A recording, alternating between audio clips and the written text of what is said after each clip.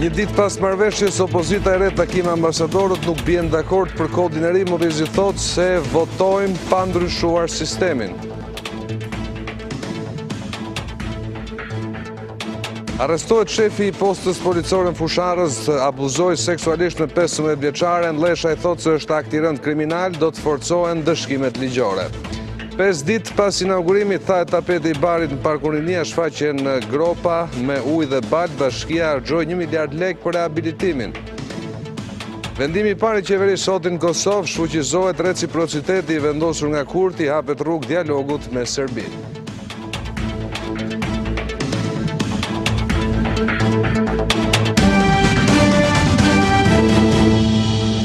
Shikues nderori, përshëndes, do t'jemi bashkë për këta hapësirë informative të orës 16. Opozita parlamentare ka vendosur të mos e votojë kodin e ri zgjedhor sipas marrëveshjes së arritur nga partitë e mëdha. Përfaqësues të 3 grupimeve parlamentare të opozitës zhvilluan një takim me ambasadoren Yuri Kim dhe Luigi Sorekën, ku I shprehen shqetësimin e tyre për marrëveshjen e arritur, ndërsa për mediat bën të ditur se pa ndryshuar sistemin, 39 deputetët që përfaqësojnë pakicën parlamentare nuk do të votojnë draftin e ri të ligjit zgjedhor. Pak orë pas marrëveshjes politike për reformën zgjedhore mes Partisë Socialiste dhe Partisë Demokratike, krerët e 3 grupeve parlamentare të opozitës, Muslim Murrizi, Edmond Stojku dhe Nimet Musaj, në orët e para të paraditës kanë zhvilluar një takim në rezidencën amerikane me ambasadorin Yuri Kim dhe Luigi Soreka. Në takimin e opozitës parlamentare me ndërkombëtarët ishin dhe Ralph Gjoni së bashku me Rudina Hajdarin, e cila ka hedhur firme në marrëveshjen e Këshillit Politik në praninë të ambasadorëve. Në 80 minuta takim, ata e kanë njohur ambasadorët me qëndrimin e tyre të palëkundur për votën kundër kodit të ri zgjedhor, nëse nuk ndryshohet sistemi zgjedhor. Shprehem qartë dhe prerë votën tonë kundër pazarit të pisë të atyre që kanë marrë peng zgjedhjet për 25 vite në Shqipëri dhe që kanë dhunuar kutitë të votimit me militant partijak. Administratë zgjedhore, listat hapura, vote migrantësh. Ndryshe nuk votojmë të 39 deputetët asnjë shtesë tjetër.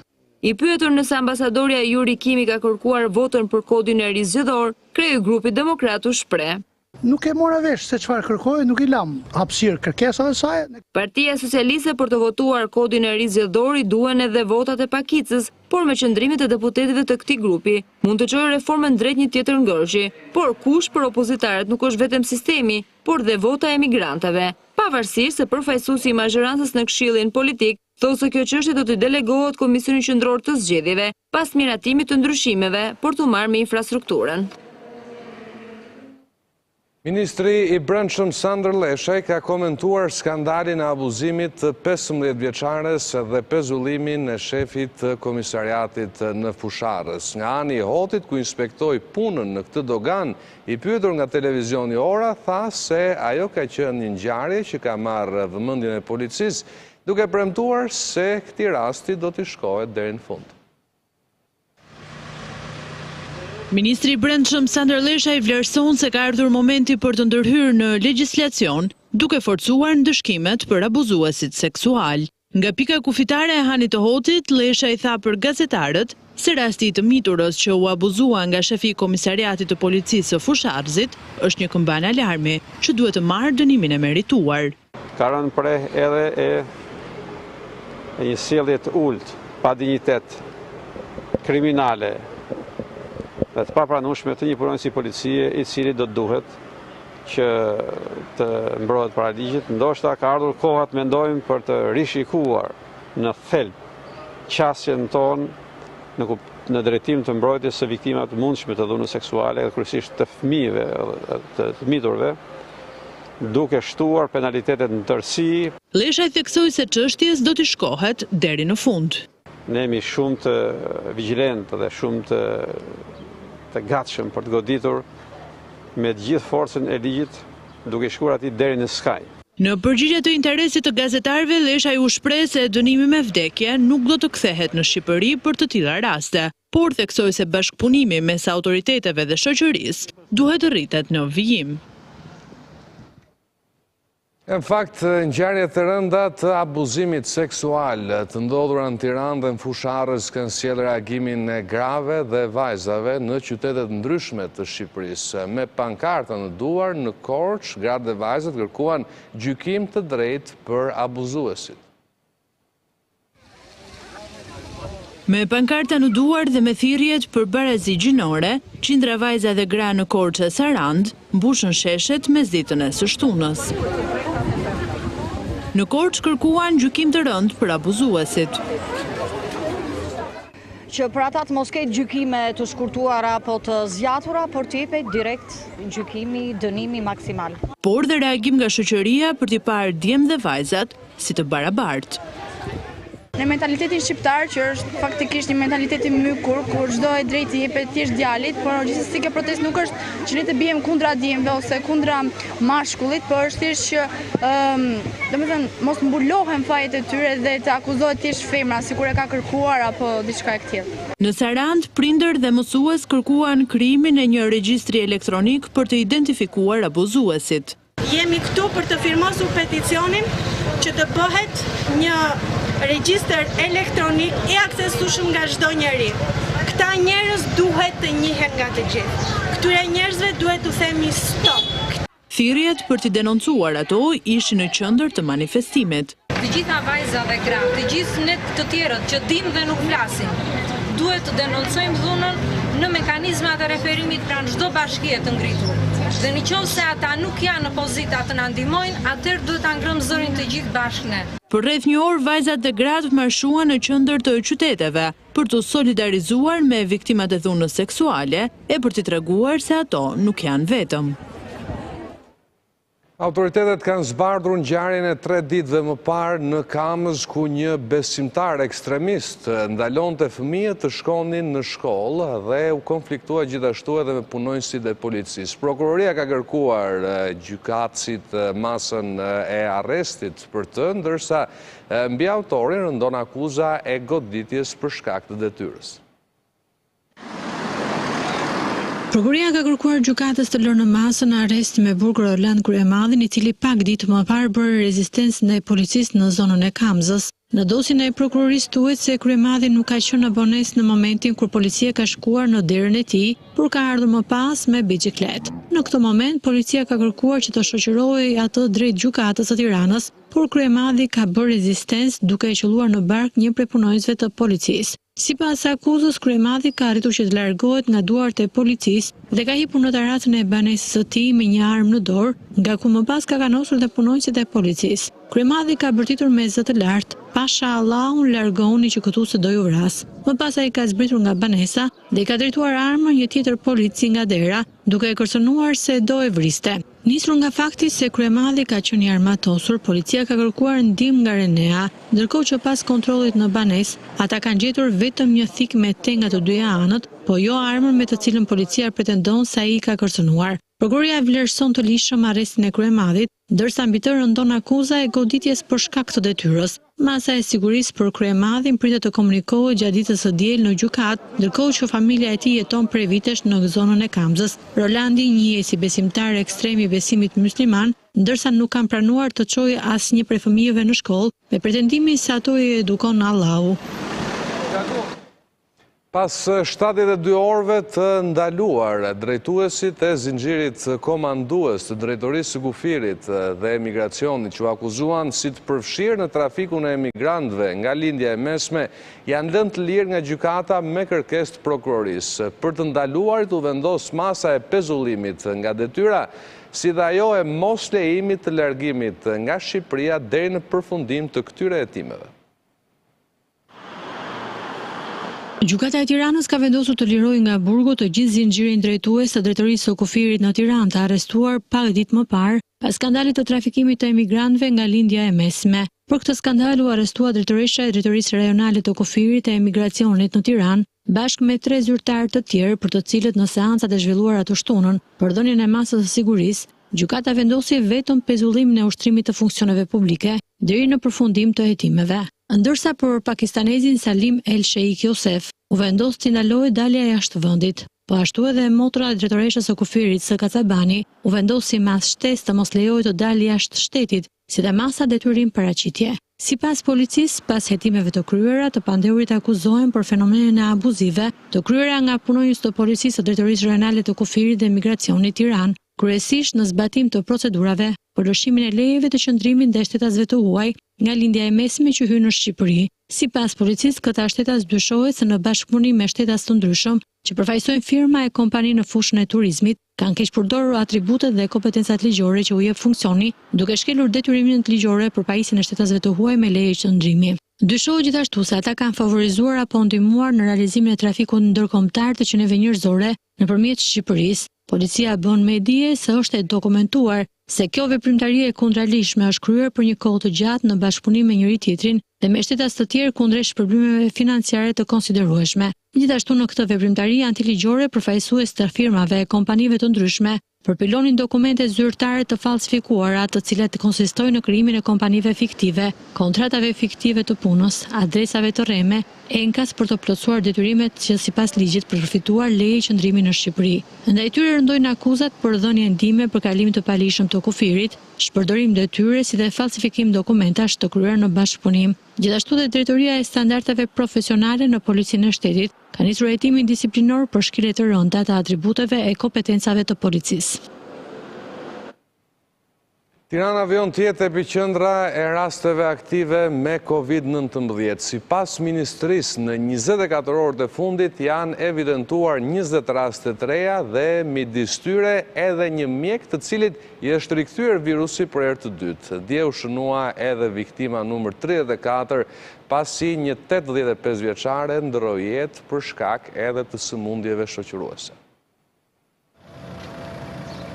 Një jetë e humbur dhe 20 të prekur të rinj njofton Ministria e Shëndetësisë, ku Tirana vijon të jetë qyteti me numrin më të madh të prekurve me COVID-19. Autoritetet njoftuan se mbrëmjen e së premtes humbi jetën një 85 vjeçare, e cila ishte me disa sëmundje bashkëshoqëruese, duke e çuar numrin e viktimave në 34. Në 24 orët e fundit, një 85 vjeçare nga Tirana ka humbur jetën në spitalin infektiv, e konfirmuar me COVID-19 dhe disa sëmundje bashkëshoqëruese. Deri më sot, 34 qytetar nuk e kanë fituar dot betejën me COVID-19 pavarësisht përpjekjeve të stafit mjekësor. Ndërsa nga 253 testime u konfirmuan edhe raste të reja, duke evidentuar se Shkodra vijon të ketë të prekur të rinj. Në 24 orët e fundit janë kryer 253 testime, nga të cilët janë konfirmuar 20 raste pozitive, përkatësisht 10 në Tiranë, 3 në Shkodër, 3 në Kruj, 2 në Durrës, 2 në Tropoj. Rastet e identifikuara në 24 orët e fundit janë kontakte familjare të disa rasteve të reja në proces hetimi. Por fenomeni që u vure edhe në vende të tjera ishte ai i riinfektimit të një personeli mjekësor që prej 3 muajsh e ka kaluar COVID-19. Deri më tani në Shqipëri janë kryer 18.000 testime. Të hënën që lan pas Bashkia e Tiranës inauguroi me shumë bujë rehabilitimin e parkut Rinia, për cilin pagoi 1 miliard lek nga taksat e qytetarëve, por kanë mjaftuar vetëm 5 ditë për të kuptuar cilësinë e dobët të punimeve që janë kryer në këtë park. Bari i vendosur me nxitim ka nisur të thahet, ndërsa nuk mungojnë gropat dhe balta. Të hënën që lan pas Bashkia e Tiranës inauguroi me shumë bujë rehabilitimin e parkut Rinia, për të cilin pagoi 1 miliard lek nga taksat e qytetarëve, por kanë mjaftuar vetëm 5 ditë për të kuptuar cilësinë e dobët të punimeve që janë kryer në këtë park, pavarësisht shumës së madhe të lekëve të harxuara. Bari që u vendos me nxitime sipër në mënyrë që parku të ishte gati për një qershor, ka filluar që të thahet. Ndërsa Bashkia ka rrethuar me shirit një pjesë të parkut për të mos lejuar njerëzit që të shkelin. Gropa me ujë dhe baltë janë gjithashtu disa nga shqetësimet që janë ndeshur qytetarët, pa u bërë asnjë javë nga përfundimi i projektit. Një javë ka qesha, por është baltë, është bërë s'ku ka një lopë të kooperativës. Në rast se kishe nevojë nuk kapesh të ndatë një qershor, mund të hapesh edhe më mbrapa. Baltë sa duash, po çik më mirë duhet ta kishin bërë, po tash ç'a bëjmë? Baltë kishte qik, po Diqo, balë, ndoshta nuk do bëhet balë, nuk balë do rritë këtu gjithmona. Ndoshta vetëm sa të bëhet mirë këmbët bari, që i ka po jo. Së shvon akoma ajo, ti bën një gjë në shtëpi dhe... Jo, me thonë drejtën, që rishim rahat ashtu si që ishte. Se... Po ka lezeti shëllëku se merë frymë. Se kur futa komën aty, tak, më humi koma në nash. Po mirë, shumë mirë.